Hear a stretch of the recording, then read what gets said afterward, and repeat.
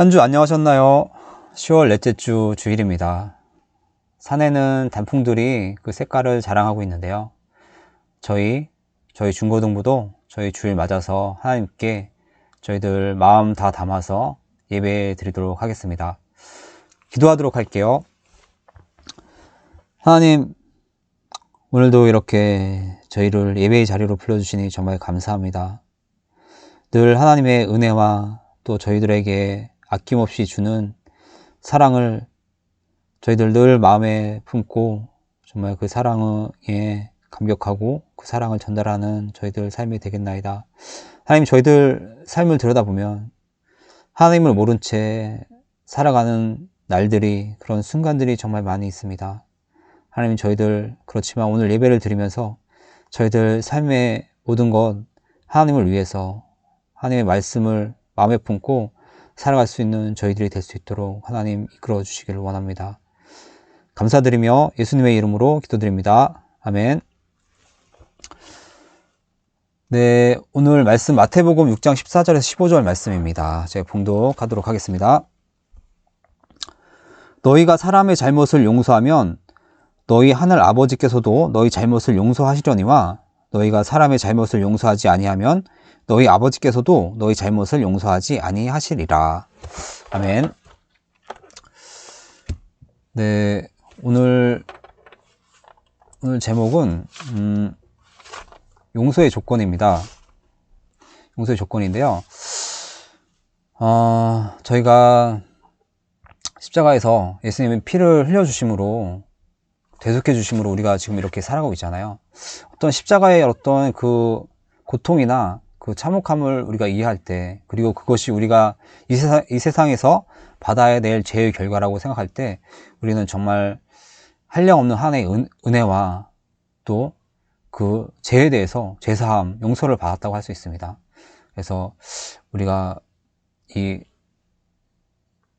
구원의 삶에 대해서, 이 죄사함 이후의 삶에 대해서 우리가 어떤 삶에 부딪히는 문제들이 있을 때 우리가 왜 용서를 해야 되는지, 이것들에 대해서 좀 오늘 같이 묵상해 보려고 하는데요. 네, 저희들 아침에 이제 뭐 고등학교 가기 시작하면 그때부터 이제 조금 이제 입시가 시작이 될 텐데요. 아침부터 쉽지 않거든요. 새벽부터 일어나야 될 경우가 많고, 뭐 저녁 이후부터도 뭐 학원도 가야 되고, 정말 그 주위를 보면은 공부 안 하고 있으면은 어떻게 뭐 견딜 수 없을 정도로 지금 환경이 그렇게 되는데요. 뭐 하루 종일 학교 가서 공부하고 학원에서 공부하고 그러다면 이렇게 파김치가 되어서 집에 올 때가 정말 많습니다. 그러다 보면은 내 팔다리가 제대로 붙어 있는지 정말 집에 와서 확인해야 될 때도 있습니다. 성적은 오르지가 않고 세상을 바라보기만 하면 냉정하게 다가올 때가 정말 많습니다. 인생에 대한 회의감이 밀려오게 되는데요. 그러면서 조금의 어떤 상처받는 일이 있으면 또 세상에 어떤 뭐 공정하지 못한 것들, 이런 것들을 경험하게 될 때 세상에 대해서 용납되지 못할 때가 정말 많거든요. 그리고 또 집에 와서는 부모님과 어떤 갈등들이 없을 수가 없습니다. 뭐 진로나 어떤 뭐 삶의 방향이나 또 뭐 어떤 내 어떤 뭐 성격이나 개성, 이것이 이제 막 나 자신에 대해서 발견하기 시작할 때인데, 이제 부모님과 대화에서 이런 것들이 많이 충돌하게 되면 집에 가서도 또 더욱 힘들 때가 있고, 그러면서 세상은 점점점 암흑기로 이렇게 접어들 경우가 정말 많이 있습니다. 세상에는 실제로 이 불공평한 일들이 정말 많거든요.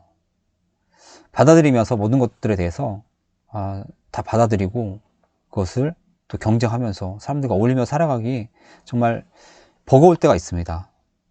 이것들을 정말 내가 이 세상의 모든 모습들에 대해서 또 서로 상처 주고 상처받고, 또 어떤 장벽들, 통하지 못하는 것들, 대화 안 되는 부분들, 이런 것들 다 안고 살아갈 수 있을까, 이런 것에 대해서 정말 고민하게 되거든요.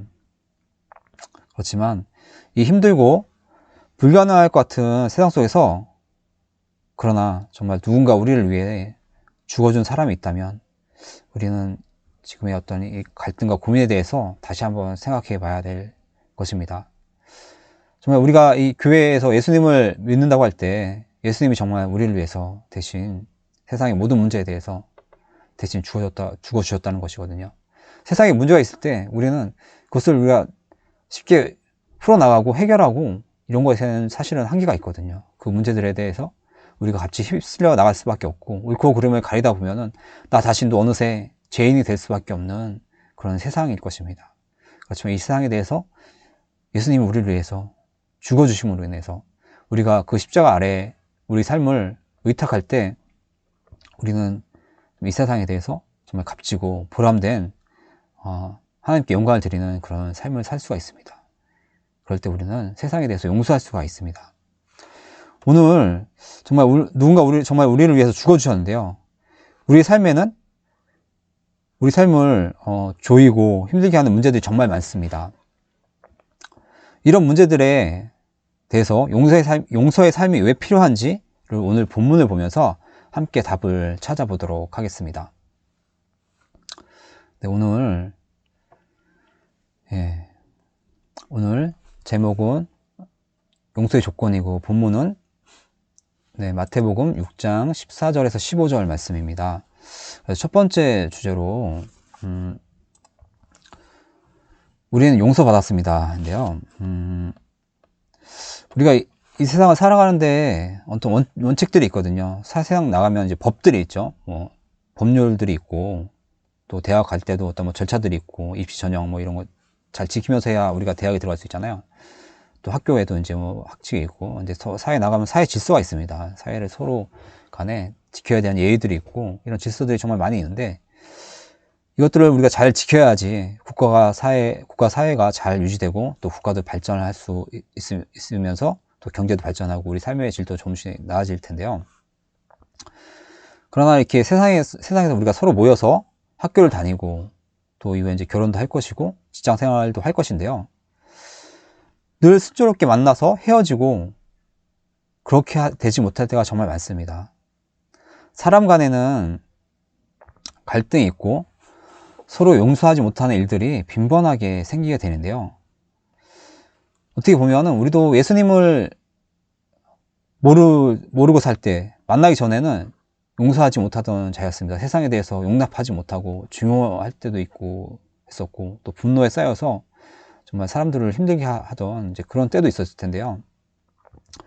그리고 하나님을 모를 때는 세상의 어떤 작은 문제에 대해서도 고민을 하다가 결국 그 방법을 찾지 못하고 좌절할 때가 정말 많았습니다. 친구들과의 관계에서도 서로 자신이 편한 대로 생각하고 친구가 나한테 맞춰주겠지. 그러다가 이기심으로 서로 싸우게 되고 서로 마음 상해서 등을 돌릴 때도 정말 많이 경험하게 될 것입니다. 이런 이기심들이 누적되면 결국 세상이 외롭게 되고 무엇 때문에 사는지 모르겠을 만큼 인생이 어떤 코너로 이렇게 몰리게 되고 인생이 황량하게 느껴질 때가 있게 됩니다. 모든 것은 우리 안에 죄성 때문이라고 생각해 봐야 됩니다. 우리 안에 이기심, 하나님의 성품을 이해하지 못하고 우리의 의지대로 열심히 살아가려고 할 때 어떤 이런 그 안에서 벌어지는 어떤 죄성의 문제, 하나님을 배제한 이런 우리 삶의 이런 죄의 문제라고 생각해야 할 텐데요. 하나님을 모르고 살아가는 인생은 죄와 함께하는 인생과 같습니다. 하나님의 뜻에 부합하지 않는 삶은 죄의 종로로 타는 삶이라고 할 수가 있습니다. 이런 우리를 불쌍히 여기셔서 하나님은 우리를 멸망하게 내버려 두지 않으셨습니다. 하나님은 우리에게 언약을 주셨죠. 제사법을 주셨습니다. 그리고 영원한 제사, 예수님의 단번에 드리는 그 제사를 통해서 우리를 죄에서 구원해 주셨습니다. 예수님이 십자가에서 흘리신 피는 우리의 죄사함을 위한 것이었습니다. 이것은 거역에 대한 우리의 죄를 영원히 용서하는 것이고 죽었던 우리에게 새 생명을 주시는 것이었습니다. 두 번째 주제입니다. 용서할 수 있어야 합니다. 인데요. 십자가형은 사람으로 정말로서는 정말 겪기 힘든 고통을 겪다가 죽는 극형이었습니다. 이것이 그 페르시아 제국이 있었잖아요. 예전에 페르시아 제국에서 처음 생겨났고, 이것을 이제 로마가 받아들여서 발전시켰다고 하는데요. 이 십자가형을 본 사람은 로마 제국에 대해서 감히 반란을 거역을 할 그런 엄두를 내지 못했습니다. 십자가형에 처해지기 전에 먼저 그 사람은 웃옷이 벗겨지고, 그리고 채찍질이 가해졌습니다. 이 채찍의 끝에는 뭐 동물의 깨진 뼈나 어떤 뭐 갈고리 이런 것들이 달려 있어서 한번 내리치면은 피부를 긁어내면서 피가 흐르게 됐죠. 그래서 이것이 어느 정도 채찍이 맞으면은 등이 정말 무슨 피부가 만신창이가 되어서 또 맞은데 또 맞고 하면은 계속 패이고 하니까 피가 계속 흘리게 되는데요. 그러면서 이미 십자가를 지기도 전에 사람은 이제 극도의 탈진 상태에 이렇게 도달하게 됩니다. 여기에서 그 골고다 언덕까지 그 가로목이 한 40-50km 된다고 하는데, 그거를 메고 골고다 언덕까지 지고 가게 됩니다. 그리고 거기 골고다 언덕에 올라가서는 손목과 발에 못을 박아서 십자가에 매달리게 되는데요. 십자가에 매달릴 때 이 손목과 이 발에 못이 박혀 있기 때문에 이것으로 이제 지지를 하고 숨을 쉬려고 할 때는 이게 숨을 제대로 쉬지 못한다고 합니다. 그래서 숨 한 번 쉴 때마다 그냥 극도의 막 고통을 겪으면서 한숨 한숨 내쉬게 되는데요. 그래서 이 질식의 고통, 그리고 또 손과 발에서 오는 그런 고통, 채찍을 맞은 그런 고통 속에서 서서히 죽어가게 된다고 하는데요. 요한복음 19장 31절에 보면은요, 유대인들이 안식일 전날에 시체들을 십자가에 두지 아니하려 하여 빌라도에게 그들의 다리를 꺾어 시체를 치워달라 하는 장면이 나오는데요. 다리로 이제 지지를 하고 숨을 쉬어야 되는데, 이 다리를 딱 꺾어버리면은 다리로 지지를 못하면서 숨을 제대로 쉬지 못하고 바로 질식해서 죽게 되는, 그렇게 되는 모습이 됩니다. 그래서 이렇게 십자가에 매달려 있을 때 한 번 숨을 쉬는 것은 극도의 고통이었고, 다리가 하중을 견디며 간신히 숨을 쉬는 것이었습니다. 이때 이렇게 정말 질식해서 극도의 고통을 받으면서 또 사람들의 어떤 막 구경거리가 되면서, 거기에는 이제 비아냥되는 사람도 정말 많을 텐데요. 그런 저주를 받아가면서 그 죽는 그 고통이 얼마나 정말 잔인하고 참 참혹한지 생각해 볼 수가 있습니다. 이런 죽음을 예수님이 겪으셨는데요. 근데 예수님은 다리는 꺾이지 않으셨습니다. 예수님은 유월절 양으로서 다리가 꺾이지는 않으셨는데요. 이 영원한 제사로 인류를 대신한 제물로 예수님이 십자가에서 바쳐지셨는데요. 그것은 바로 우리 자신을 위해서, 우리를 위해서, 나를 위해서 죽어주신 것입니다. 우리가 저런 고통을 받으면서 살아야 되고, 또 저주받은 삶을 살아야 되지만 예수님이 대신 갚아주신 것입니다. 그 대가로 지금 우리가 이렇게 앉아서 예배드리고 우리 삶을 계획하고 살아갈 수가 있습니다. 세상은 예수님을 영접한 자와 영접하지 않은 자로 나뉠 수가 있습니다. 그러기에 정말 예수님을 모르고 살아가는 사람들이 정말 많기 때문에 우리들 삶에는 죄의 침노, 공격이 항상 있습니다. 이 사단, 마귀, 악과의 이런 싸움이 우리에게는 있는데요. 우리 자신도 믿음이 연약할 때가 있어서 분노할 때가 있고 용납하지 못할 때가 정말 많습니다. 그렇지만은 우리를 용서해 주신 이런 십자가, 이런 죽음을 우리가 믿을 수 있을 때 우리들 신앙의 여정에서 용서할 수가 있는 것입니다. 우리 상황에 맞지 않는, 우리 상식으로는 이해되지 못하는 많은 상황들에 대해서 우리가 용서할 수가 있게 되는 것입니다. 네, 마지막 주제입니다. 구원의 삶을 영위할 수 있습니다. 근데요, 하나님은 십자가를 통해 우리를 용서해 주셨습니다. 어쩌면 십자가에서 하나님이 고통을 받으면서 우리를 자유롭게 해줬다고 이렇게 얘기할 수도 있습니다. 우리가 예수님을 마음에 영접하면서부터 우리는 그때부터 이미 새 사람입니다. 새로운 인생을 살고 있다고 할 수가 있습니다. 우리의 이 참 인생은 하나님이 우리에게 은혜로 주신 것입니다. 우리에게는 특권보다도 이 은혜의 삶을 전달하는 사명이 크다고 할 수가 있습니다. 우리를 정말 노하게 하는 상황이라도, 또 그 어떤 사람이 우리를 힘들게 하더라도 우리는 하나님의 이 크신 은혜를 알고 용서할 수 있어야 합니다. 그러면 은혜가 보입니다. 세상과 싸우지 않아도, 굳이 이기려 하지 않아도, 경쟁하지 않아도 우리가 은혜로 살아갈 수 있는 그 큰 길이 보입니다. 우리가 용서할 때 하나님의 정말 그 크신 사랑을 우리가 볼 수 있고, 하나님 우리에게 그 크신 사랑을 또한 보여주십니다. 이런 우리 삶의 모습을 하나님께 보여줄 때 하나님이 정말 기뻐하실 것입니다. 하나님은 우리에게 용서의 삶을 원하실 때, 하나님은 우리가 겪는 모든 삶의 환경에서 우리를 눈동자같이 지켜주시고 하나님 사랑으로 우리를 보호해 주십니다.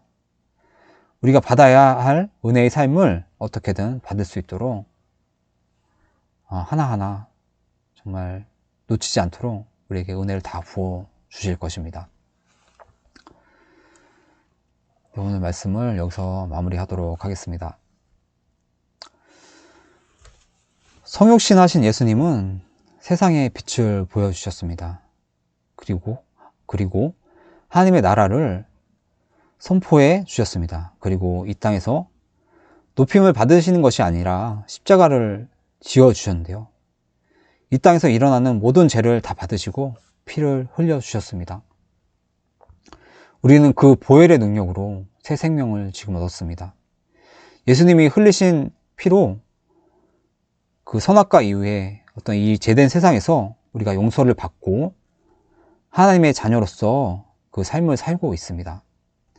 이 삶은 우리의 유익만을 구하는 삶이 아닌 은혜를 전파하는 삶이며, 그 과정에서 있는 모든 불협화음에 대해 인내하고 용서해 주는 삶이 있어야 합니다. 이것이 진정 깊은 은혜의 삶을 사는 구별된 삶입니다. 네, 여기서 말씀을 마무리하고 오늘 마침 기도하도록 하겠습니다.